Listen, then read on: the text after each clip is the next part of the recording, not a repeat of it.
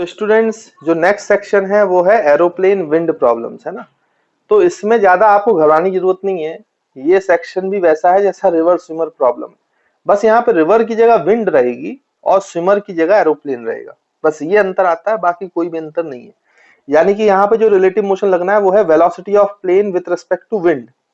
तो आपको पता है velocity of plane with respect to ground minus velocity of wind with respect to ground. तो अगर velocity of plane with respect to ground हमें चाहिए तो velocity of plane with respect to wind और velocity of plus velocity of wind with respect to ground. तो ये वैसा ही चीज है। तो यहाँ पे जो प्लेन है बच्चों, प्लेन है वो आपका मैन की तरह काम कर रहा है, ध्यान देना। Plane is equivalent to man.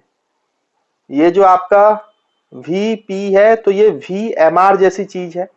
Velocity of plane with respect to river, तो ये velocity of man with respect to river की जगह वेलोसिटी ऑफ प्लेन आ गया, और वेलोसिटी ऑफ रिवर की जगह आपका वेलोसिटी ऑफ विंड आ गया। बाकी कोई भी अंतर नहीं है। अब आपसे सारे सवाल हो जाएंगे, तो इसके लिए कोई नए कंसेप्ट आपको सीखने की जरूरत नहीं है। एक क्वेश्चन करते हैं, उस क्वेश्चन में आप पूरा कॉन्सेप्ट समझ जाएंगे। मतलब एक क्वेश्चन देता हूं, उसमें वो एक क्वेश्चन वो अकेला 4 क्वेश्चंस के बराबर है। तो आप ऐसा समझ जाएंगे कि 4 क्वेश्चंस आपने कर लिए। तो मैं आपको बता देता हूं जल्दी से। तो ये बोला गया है कि एरोप्लेन्स, क्वेश्चन में एरोप्लेन्स इंजन स्पीड, देखो बच्चों इंजन स्पीड क्या होती है, तो फिर से वही बात, velocity of plane with respect to wind. तो aeroplane's engine speed is equals to 5 kilometre per hour. तो जो एरोप्लेन का इंजन स्पीड है बच्चों, जो इंजन एफर्ट लगा सकता है वो कितना है, 5 किलोमीटर पर आवर। और आपको बोला है कि velocity of wind with respect to ground, तो ये बताया 3 किलोमीटर पर आवर। और टूवर्ड्स ईस्ट, तो विंड जो है वो टूवर्ड्स ईस्ट चल रही है, ये उसमें बता दिया गया है। ठीक, अब क्या है कि ये जो एरोप्लेन है वो एक स्क्वायर पाथ में चलना चाह रहा है। देखो ऐसे ऐसे ऐसे ऐसे, मतलब उसको पहले A से B जाना है एरोप्लेन को, फिर B से C जाना है, C से D जाना है और D से वापस A आना है। तो ये स्क्वायर पाथ है, स्क्वायर पाथ। और इस स्क्वायर की पाथ की जो साइड है वो बच्चों 10 किलोमीटर है। तो आप समझ गए होंगे कि इस स्क्वायर की एक साइड जो है वो 10 किलोमीटर के बराबर है। तो आई होप आपको ये बात भी समझ में आ गई होगी। उसके बाद फिर क्या है बच्चों, आपसे बोला है, क्वेश्चन क्या पूछ रहा है कि find the time taken, find the time taken by plane to complete the loop. तो ये एक पूरा चक्कर कंप्लीट करेगा कितने टाइम में, ये आपसे पूछा है। तो देखो बड़ा ही सिंपल है, आपको तो मैंने समझा ही दिया है कॉन्सेप्ट। वैसे ही रिवर्स स्विमर प्रॉब्लम जैसा है ना। यानी ये जो पाथ दिया है ये तो बच्चों ग्राउंड फ्रेम में, तो आपको एरोप्लेन की वेलोसिटी ग्राउंड फ्रेम में ऐसी रखनी पड़ेगी ताकि वो इस पाथ पे चल पाए। तो ए से भी तो दिक्कत, अच्छा यहाँ पे क्या बोला है, जब हम इसको सॉल्यूशन करेंगे तो हम इसको पाथ वाइज तोड़ लेते हैं ना बच्चों, पाथ वाइज तोड़ लेते हैं। यानी सबसे पहले हम ए से बी का टाइम निकालते हैं। तो ए से बी में जो टाइम लगा उसको मान लो बच्चों वो कितना लगा, T1। अब आप ध्यान से देखो, जो विंड है ये तो आपको समझ में आ रहा है कि ये ऐसे चल रही है, ऐसे विंड की डायरेक्शन ऐसी है, वेलोसिटी ऑफ विंड। और आपको ये पता है कि velocity of plane with respect to ground जो है वो velocity of plane with respect to wind और प्लस वेलोसिटी ऑफ विंड, इन दोनों का कॉम्बिनेशन है, रिजल्टेंट है ना बच्चों। तो आप ध्यान से देखो, तो अगर इसका रिजल्टेंट इस डायरेक्शन में चाहिए तो विंड तो ऐसे चल रही है, और velocity of plane with respect to wind भी ऐसा ही रखना पड़ेगा, तभी तो दोनों जुड़ेंगी और वो इस पाथ को चल पाएगा ग्राउंड फ्रेम में, है ना बच्चों। तो इस पाथ में चलने के लिए इन दोनों की वेलोसिटी ऐसी हो चाहिए। तो ए बी में चलने के लिए velocity of plane with respect to ground कितनी हो जाएगी बच्चों, velocity of plane with respect to wind plus velocity of wind, और दोनों सेम डायरेक्शन में है तो डायरेक्टली लीनियरली आप इसको जोड़ दोगे, सेम डायरेक्शन वाले जुड़ जाते हैं। तो ये हो जाएगा कितना, 5 + 3। तो velocity of plane with respect to ground जो है ए बी पाथ के लिए वो हो जाएगा 8 किलोमीटर पर आवर। अब 8 किलोमीटर पर आवर है तो टाइम आप निकाल सकते हो, उसको ए से बी में डिस्टेंस कितनी कवर करना है बच्चों, 10 अपॉन कितनी स्पीड से कर रहा है, 8। तो ये 10/8 जो है बच्चों वो कितना आ जाएगा, देखो 5/4 आवर्स, 5/4 आवर्स है ना। तो ये चलो ये T1 आ गया। फिर T1 के बाद हमें क्या निकालना भाई, B से C जाने का समय। तो मान लीजिए B से C जाने का समय T2 है। अब क्या होगा आप ध्यान से देखो, तो वेलोसिटी ऑफ प्लेन इस डायरेक्शन में चाहिए और विंड ऐसे चल रही है, देखो ऐसे विंड ऐसे चल रही है, वेलोसिटी ऑफ विंड। तो वेलोसिटी ऑफ प्लेन, तो velocity of plane with respect to wind और वेलोसिटी ऑफ विंड का वेक्टर एडिशन है ना। तो अगर इसका रिजल्टेंट आपको ऐसा चाहिए तो velocity of plane with respect to wind कुछ इस तरीके से होना चाहिए, तभी तो क्या होगा बच्चों, इस तरीके से रिजल्टेंट आ पाएगा ना जो ग्राउंड फ्रेम में चाहिए। तो ये एंगल आप निकाल सकते हो, देखो कितना है, कितना हो जाएगा अगर ये थीटा की बात करेंगे तो tan थीटा आप निकाले तो tan थीटा हो जाएगा perpendicular which is equals to velocity of wind. तो वेलोसिटी ऑफ विंड कितनी है बच्चों, देखो 3 डिवाइड बाई वेलोसिटी ऑफ, यहाँ पे देखो बच्चों इस तरीके से tan थीटा नहीं, इसको tan थीटा से नहीं निकालेंगे, यहाँ पे sin थीटा लगाओ क्योंकि ये हाइपोटेनिस है और ये आपका परपेंडिकुलर वेलोसिटी ऑफ विंड है ना। तो अगर हम sin थीटा लगाएंगे तो sin थीटा मिल जाएगा आपको velocity of wind upon velocity of plane with respect to wind. तो वेलोसिटी ऑफ विंड 3 और velocity of plane with respect to wind जो है वो 5 है। तो ये थीटा की वैल्यू आ जाएगा बच्चों कितनी, 37 डिग्री। तो ये आपको पता चल गया ये 37 डिग्री के एंगल में चल रहा है। अब आपको इन दोनों का क्या चाहिए भाई, कॉम्बिनेशन चाहिए। कॉम्बिनेशन अगर आपको मिल जाएगा तो आपका काम बन जाएगा भाई, इसमें कोई दिक्कत वाली बात है नहीं, है ना बच्चों। तो हमारा टाइम T2 आ जाएगा। तो यहाँ पे आपको वो वर्टिकल वेलोसिटी चाहिए, ये वाला जिससे वो ऊपर चल रहा है। तो वेलोसिटी ऑफ प्लेन जो है इसके दो कंपोनेंट है, एक ये वाला कंपोनेंट हो जाएगा बच्चों, तो ये दोनों कैंसिल आउट कर जाएंगे और ये वाला कंपोनेंट बचेगा वर्टिकल वाला जो वेलोसिटी ऑफ प्लेन के बराबर है। तो velocity of plane is the vertical component of velocity of plane with respect to wind और वर्टिकल कंपोनेंट हो जाएगा velocity of plane with respect to wind into cos 37। तो this is equals to 5 into ये cos 37 हो जाएगा बच्चों 4/5। तो 5 5 cancel, 4 आ गया। और अगर आपको वेलोसिटी ऑफ प्लेन मिल गया तो B से C जाने का टाइम T2, उसको डिस्टेंस कवर करना है 10 और कितनी स्पीड से करना है बच्चों, 4 किलोमीटर पर आवर है ना। VP आ गया आपके पास 4 किलोमीटर पर आवर। तो इसको अगर आप सॉल्व करोगे तो ये आ जाएगा 5/2। तो 5/2 आवर्स, ठीक है। तो ये BC आ गया। BC आने के बाद आप CD निकाल लो भाई, C से D में जो टाइम लग रहा है वो निकाल लो। तो यहाँ पे देखो वेलोसिटी ऑफ प्लेन ऐसा होना चाहिए, अब विंड तो ऐसे चल रहा है तो ऑब्वियस सी बात है velocity of plane with respect to wind ऐसी होनी चाहिए, अपोजिट, तभी तो वो ऐसे पीछे की तरफ जा पाएगा डायरेक्शन में, नहीं तो नहीं जा पाएगा। तो velocity of plane with respect to ground हो जाएगा velocity of plane with respect to wind minus velocity of wind. तो ये हो जाएगा बच्चों 5 माइनस 3, तो ये आ जाएगा 2 किलोमीटर पर आवर।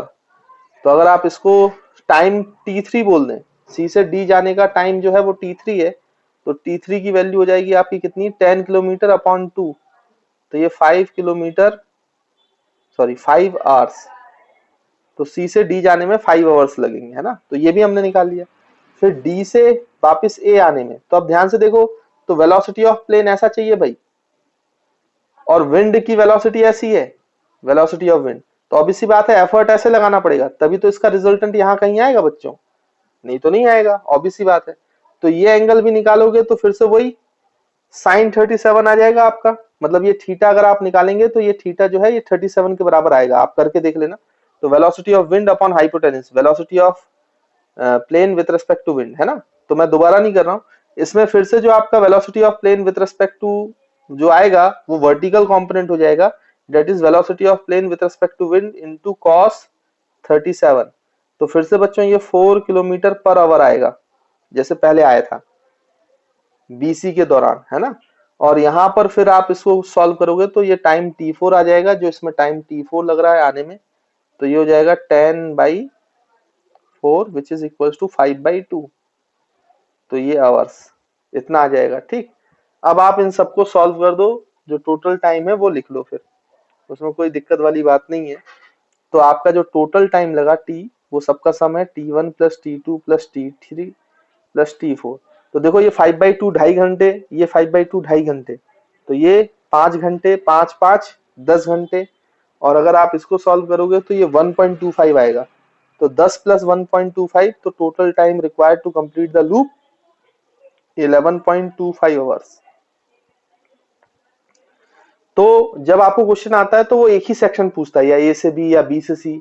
मैंने तो आपको सारे क्वेश्चंस एक ही सवाल में करा दिए। सी अपोजिट डायरेक्शन में है, नीचे आना है, ऊपर जाना है, राइट साइड जाना है, लेफ्ट साइड जाना है, जैसे भी आपको निकालना चाहे वैसे आप निकाल सकते हो इस तरीके से। मतलब कोई भी अलग से कॉन्सेप्ट नहीं है इसका एरोप्लेन विंड प्रॉब्लम्स का। जो कॉन्सेप्ट आपने किसका सीखा, रिवर्स स्विमर का, सेम कॉन्सेप्ट आपको यहाँ अप्लाई करना है ना बच्चों। तो आई होप आपको ये सेक्शन भी क्लियर होगा और रिलेटिव मोशन समझ में आया होगा। तो देखिए बच्चों, कुछ और सवाल जो जनरल क्वेश्चंस की कैटेगरी में आता है, लेकिन होते ये रिलेटिव मोशन से आसानी से, है ना, इसलिए उनको सॉल्व करते हैं। तो जैसे मान लीजिए कि आपको इस तरीके से क्वेश्चन पूछा जाए कि भाई एक इक्विलेटरल ट्राइंगल है, लेट्स सपोज इस तरीके से, है ना। तो ये बोल दिया गया है उसमें कि ये जो ट्राइंगल है ये इक्विलेटरल है। तो इक्विलेटरल ट्राइंगल, अब उसमें ये बोला कि यहाँ पे 3 पार्टिकल हैं, एक ए है, एक बी है और एक सी है ना। ऐसे 3 पार्टिकल हैं ए बी सी, तीनों कॉर्नर्स पर इक्विलेटरल ट्राइंगल के। और इस इक्विलेटरल ट्राइंगल की जो है, जब ये तीनों पार्टिकल चलना स्टार्ट करते हैं तो इसकी जो साइड है वो ए है। अब होता क्या है कि ए जो है वो v वेलोसिटी से भाग रहा है, किसकी तरफ मूव करके, b की तरफ। और b जो है वो c की तरफ मूव करके भाग रहा है v वेलोसिटी से, और c जो है वो a की तरफ मूव करके भाग रहा है v वेलोसिटी से। मतलब तीनों एक दूसरे की तरफ मूव करके भाग रहे हैं। तो हम यहाँ पे लिख सकते हैं कि a heads b, b heads c and c heads a always। तो हमेशा वो एक दूसरे की तरफ मूव करके भागते हैं। अब आप खुद सोचो, पहले तो क्वेश्चन ही समझना पड़ेगा, है ना।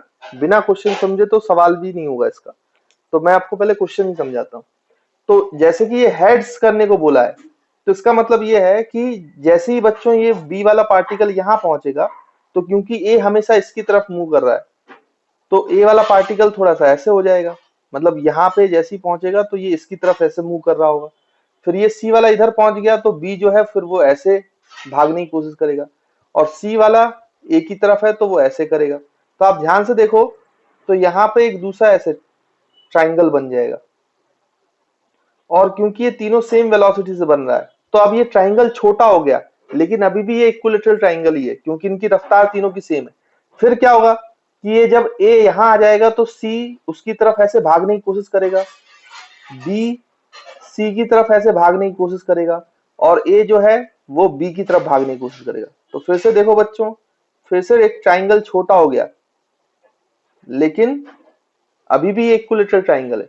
फिर और देखोगे तो इस ट्राइंगल का ये ऐसे ट्राइंगल बनता जाएगा इस तरीके से, ऐसे। और फाइनली अगर आप देखें तो तीनों का जो पाथ है वो इस तरीके का हो जाएगा। ये सी का पाथ कुछ ऐसे आएगा और एक पॉइंट पे यहाँ पे ऐसे मिल जाएगा, ए का पाथ ऐसे आएगा और ये ऐसे मिल जाएगा, और बी का पाथ ऐसे आएगा और ये ऐसे मिल जाएगा। तो तीनों एक पॉइंट पर, ट्राइंगल के बीच में एक पॉइंट पर क्या है कि इनकी रफ्तार सेम है, तो ट्राइंगल छोटा होता जा रहा है, लेकिन ट्राइंगल हमेशा इक्विलेटरल ट्राइंगल है।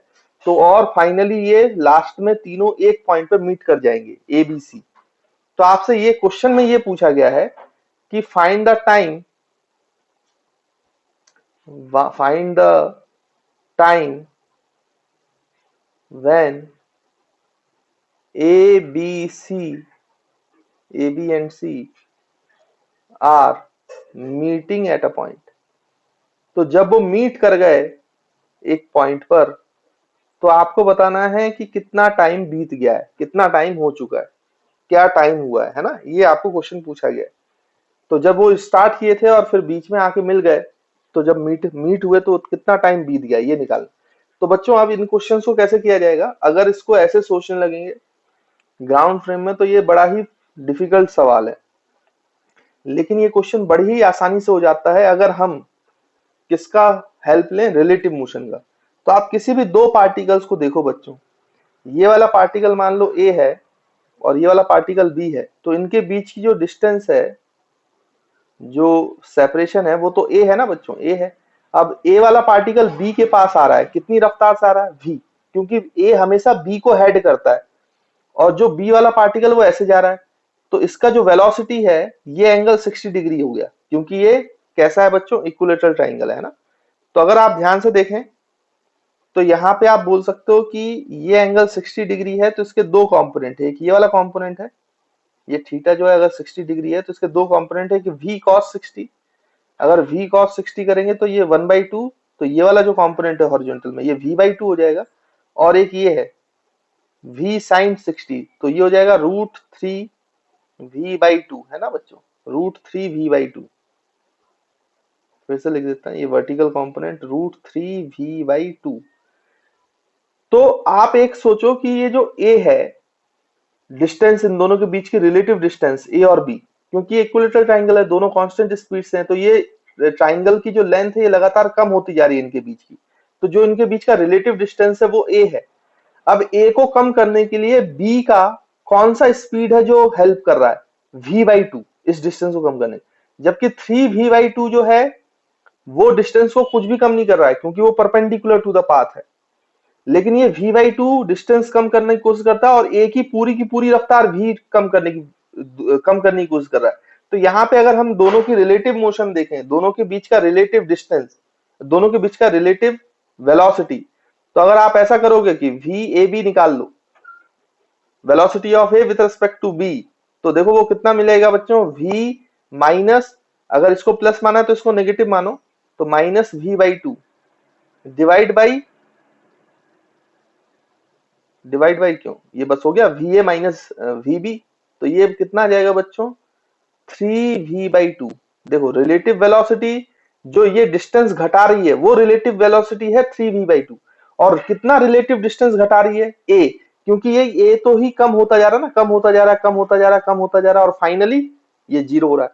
तो कितना टाइम लगेगा, रिलेटिव डिस्टेंस जो है वो a है, और रिलेटिव वेलोसिटी जो है वो कितना है बच्चों, 3v/2। जो टाइम रिक्वायर्ड हुआ मीट करने का, उसको आप लिख सकते हो relative distance covered upon relative velocity, relative velocity. तो अगर आप इसको सॉल्व करोगे तो रिलेटिव डिस्टेंस कवर्ड जो है वो a है, और रिलेटिव वेलोसिटी 3v/2 है। तो इस सवाल में जो टाइम ऑफ मीटिंग है t, वो आ जाएगा बच्चों 2a/3v।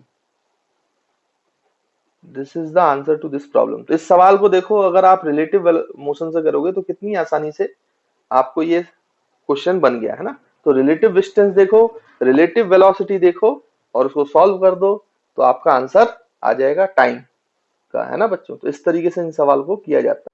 तो देखिए बच्चों, और कैसे इसमें अगर और भी क्वेश्चन पूछे जा सकते हैं, सोचो इसकी जगह, ट्राइंगल की जगह अगर स्क्वायर ले लेता, वो स्क्वायर,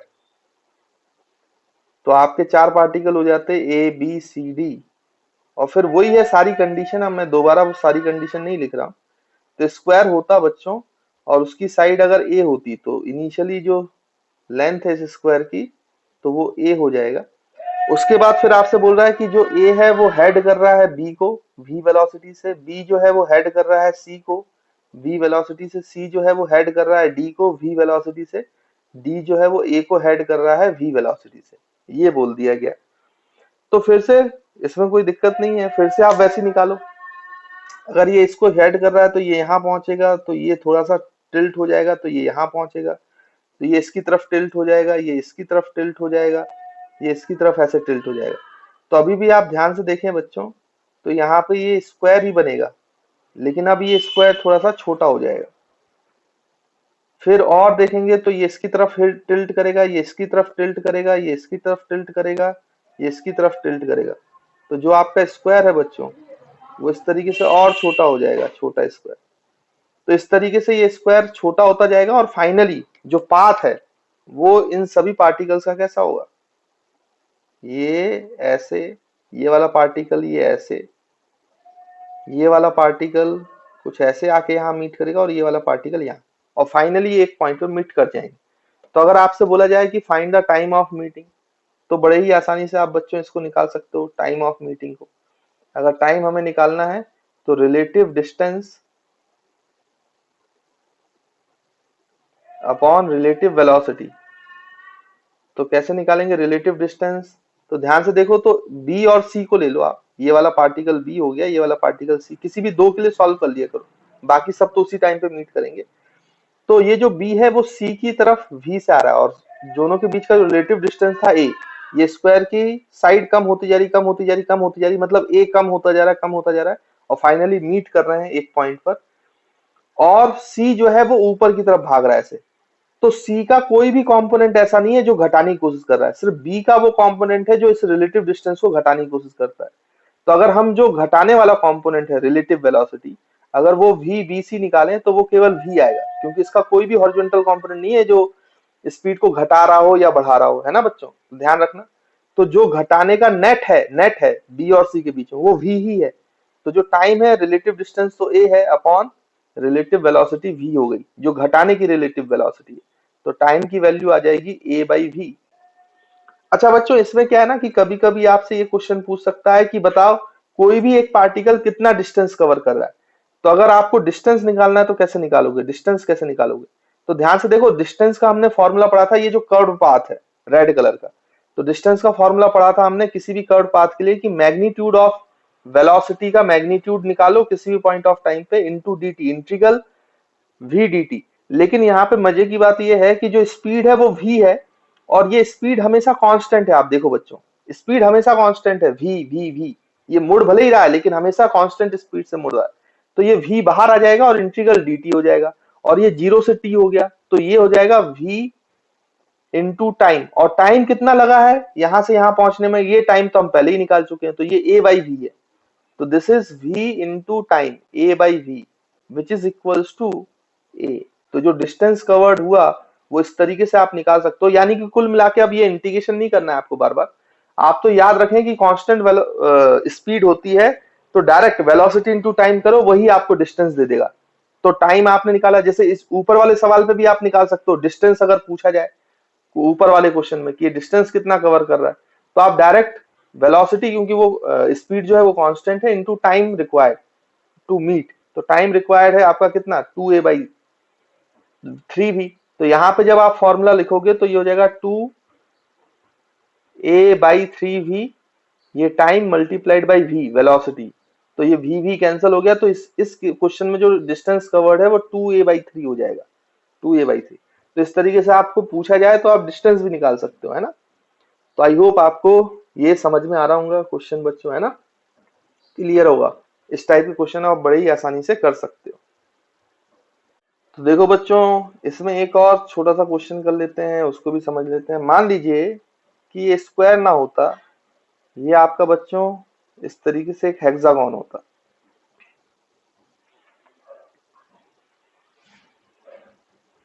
तो ये पार्टिकल अगर आपका ए है, ये पार्टिकल बी है, ये पार्टिकल सी है, ये डी है, ये ई है और ये एफ है। तो आपसे ये बोला है कि ए जो है वो हेड कर रहा है बी की तरफ v वेलोसिटी से, बी जो है वो हेड कर रहा है सी की तरफ v वेलोसिटी से, सी जो है वो d की तरफ हेड कर रहा है v वेलोसिटी से, d जो है वो e की तरफ हेड कर रहा है, e जो है वो f की तरफ कर रहा है, और f जो है वो a की तरफ कर रहा है। तो आपको फाइनली पता है, अब मैं यहाँ पे बार बार हेक्सागोन नहीं बना रहा हूँ, आपको ये पता है कि ये कुछ इस तरीके का पाथ लेगा, ये कुछ इस तरीके का पाथ लेगा, ये कुछ इस तरीके का पाथ लेगा, ये कुछ इस तरीके का पाथ लेगा, ये कुछ इस तरीके का पाथ लेगा, और ये कुछ इस तरीके का पाथ लेगा, और फाइनली ये यहाँ पे मीट कर जाएंगे, है ना। तो वही क्वेश्चन है कि टाइम ऑफ मीटिंग क्या है। तो इसको देखो कैसे निकालेंगे भाई। अगर हम ध्यान से देखें तो यहाँ पे सॉल्व करते हुए आप कोई भी दो पार्टिकल ले लिया करो, जैसे कि मैंने आपको बोला है ना बच्चों। तो यहाँ पे मान लीजिए कि C और D को ले लें, तो ये वाला पार्टिकल C है और ये वाला पार्टिकल D है। तो C और D के बीच की रिलेटिव डिस्टेंस जो है वो A है, ये रेगुलर हेक्सागोन है,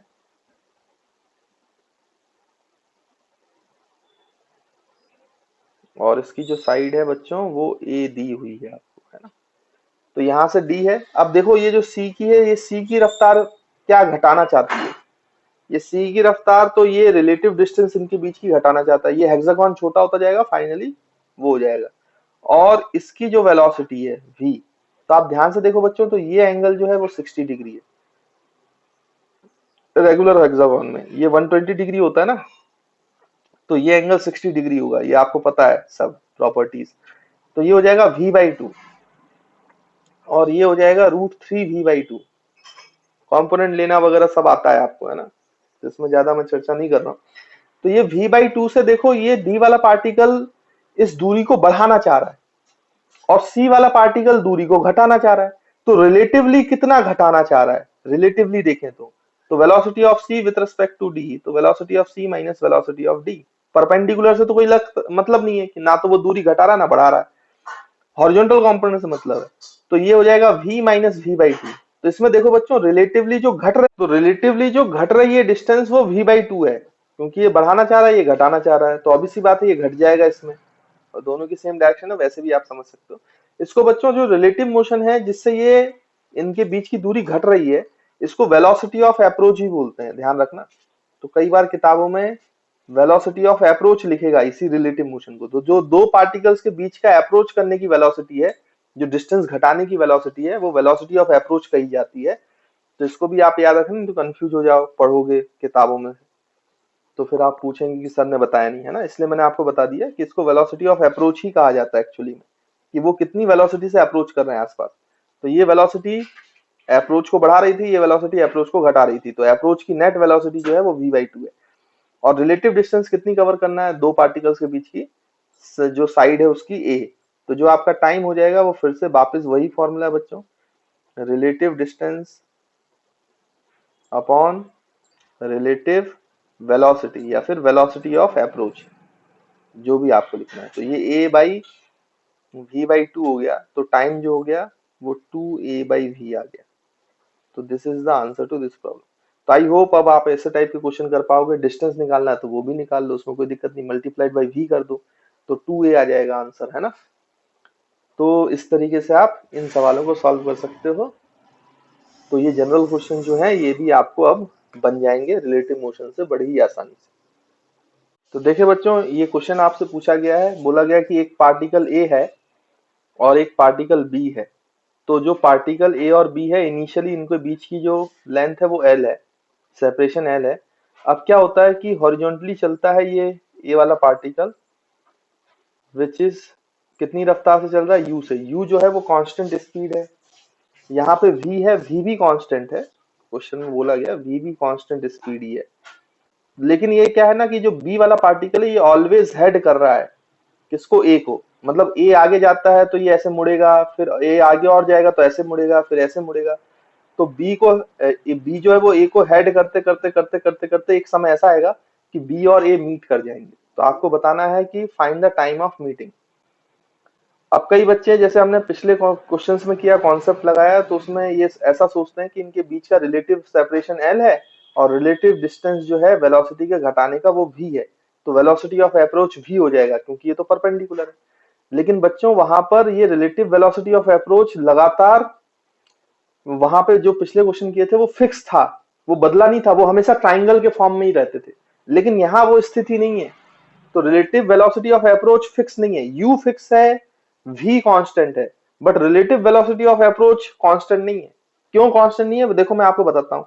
किसी भी टाइम पे मान लो ये जो b वाला पार्टिकल वो इधर है, तो इसकी वेलोसिटी का डायरेक्शन, क्योंकि ये a को हेड कर रहा है, तो यहाँ पे टेंजेंशियल होगा इस पाथ के, तो ये ऐसे, ये है स्पीड v ही अभी भी, लेकिन ये ऐसे मूव कर रहा है, ये ऐसे मूव कर रहा है। इसका मतलब जो a वाला पार्टिकल है वो यहाँ पहुंच चुका होगा जब b वाला पार्टिकल यहाँ होगा। लेकिन a तो ऐसे चल रहा है ना, ऐसे चल रहा है a। अब आप ध्यान से देखो तो यहाँ पे कोई भी एंगल अगर हम थीटा माने बच्चों, थीटा, कोई भी एंगल थीटा माने, तो इस वेलोसिटी के, b की वेलोसिटी के दो कंपोनेंट है इस टाइम पर। ये है एक v cos थीटा और एक है ये v sin थीटा, है ना बच्चों। और अगर हम देखें तो ये u है, तो u का एक कंपोनेंट जो इसकी डायरेक्शन में, एक तो परपेंडिकुलर एक ये है। तो अगर ये एंगल थीटा इस टाइम पे, तो यहाँ पे भी एंगल थीटा बनाओ, तो u का ये वाला जो कंपोनेंट है ये u cos थीटा है। तो आप ध्यान से देखो, जो इन दोनों के बीच का रिलेटिव सेपरेशन है जो घट रहा है वो है v minus U cos theta. देखो v minus U cos theta, इस इंस्टेंट पर रिलेटिव सेपरेशन जो है, रिलेटिव वेलोसिटी ऑफ अप्रोच जो है, वेलोसिटी ऑफ अप्रोच वो v minus U cos theta है। लेकिन कॉस थीटा तो वेरिएबल है ना, हर जगह पे ये थीटा एंगल जो है वो ये चेंज हो रहा है। तो रिलेटिव वेलोसिटी ऑफ अप्रोच भी वेरिएबल हो गया बच्चों, इसलिए वो फॉर्मूला आप डायरेक्टली यहाँ पे नहीं लगा सकते हो कि L बाई वी लिख दिया और आंसर आ गया टाइम।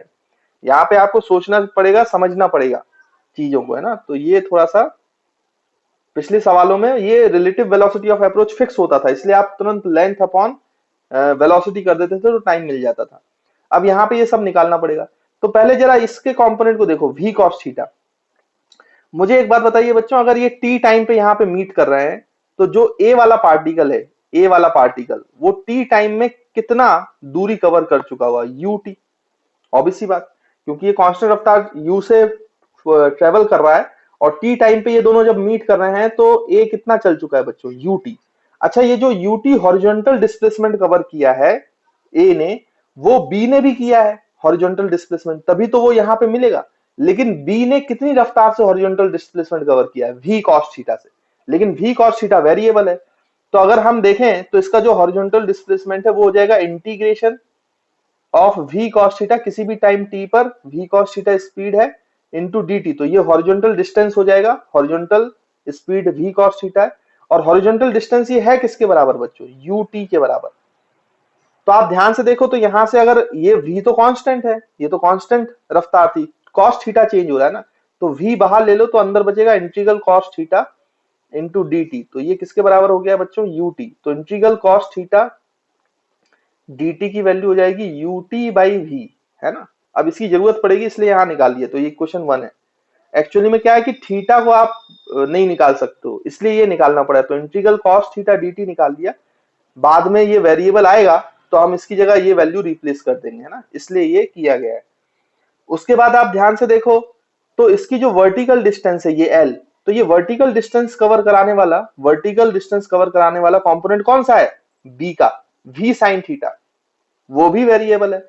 तो किसी t टाइम पे जो स्पीड है इसकी, किसी थीटा एंगल पर वर्टिकल स्पीड, वो v sin थीटा है। तो v sin थीटा, है ना बच्चों,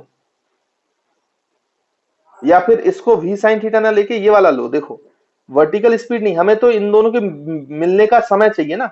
तो यहाँ पे relative velocity of approach at any time at any theta कितना होगा बच्चों, देखो मैंने बताया था v minus U cos theta, है ना। तो हम यहाँ पे लिख सकते हैं वेलोसिटी ऑफ अप्रोच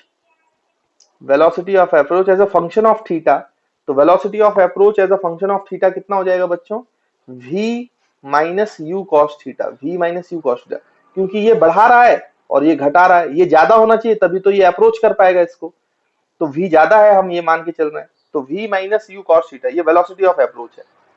तो जो आपका बच्चों डिस्टेंस है, जो डिस्टेंस l कवर करना है, रिलेटिव डिस्टेंस, वो किससे कर रहे हो आप, वेलोसिटी ऑफ अप्रोच से। तो हम लिखेंगे integration velocity of approach that is v minus U cos theta into dt।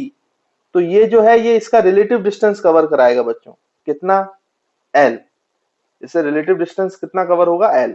अब हम यहाँ पे वैल्यू पुट करते हैं, तो पहले ये v dt करोगे आप तो यह आ जाएगा vt, है ना, क्योंकि v तो कांस्टेंट है, और ये बचेगा माइनस यू कांस्टेंट है तो बाहर इंटीग्रल cos थीटा dt। देखो बच्चों अब इसको एवेल्युएट नहीं कर सकते थे ना, इसलिए मैंने इंटीग्रल cos थीटा dt पहले ही निकाल के रखा है, ut बाई v। तो ये हो जाएगा vt minus u t by v. तो ये u इंटू यू स्क्वायर हो जाएगा upon v, t upon v is equal to l. तो यहां से आप क्या करो बच्चों कि t कॉमन ले लो। तो t कॉमन ले लोगे तो कितना बचेगा, देखो यहाँ पर, तो मैं इसको यहाँ पे लिख देता हूँ। तो यहाँ पे t कॉमन लोगे तो ये एलसीएम लोगे तो ये v square minus you square by v बचेगा, और उधर बचेगा l। तो टाइम की वैल्यू हो जाएगी v into L divide by V square minus you square. तो this is the answer to this problem. ये टाइम रिक्वायर्ड है बच्चों।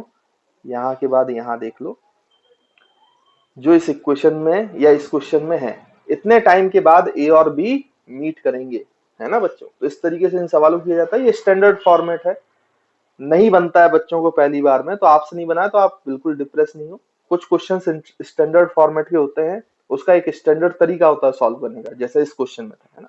लेकिन आई होप एक अच्छा सवाल आपने सीखा होगा और कुछ नई चीजें आज आपने सीखी होंगी।